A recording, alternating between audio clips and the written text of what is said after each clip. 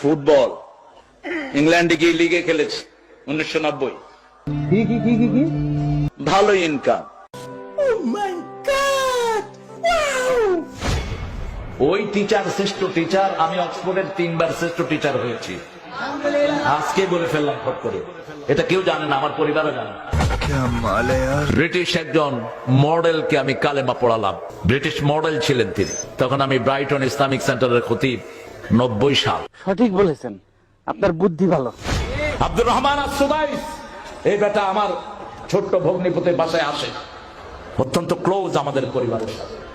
তিনাকে জিজ্ঞেস করা হলো, লাইলাতুল কদরে আপনি কত পান? বলছে 87 রাতের জন্য আমি পাই বাংলাদেশি টাকার 100 কোটি টাকা। তরে কইছে তুই বেশি জানোস। ঢাকার চ্যাম্পিয়নশিপ পুরস্কারও আছে আমার ব্যাডমিন্টনে।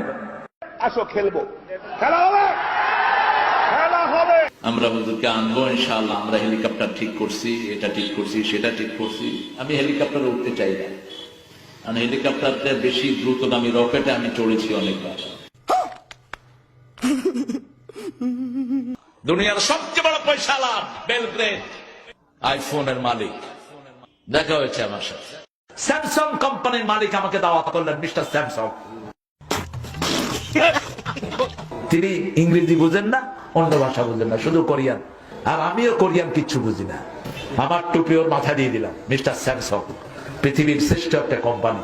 ডোনাল্ড ট্রাম্প, এই ডোনাল্ড ট্রাম্প আমার সাথে অনেকবার সাক্ষাতের অবস্থা হয়েছে, আমি যাইনি।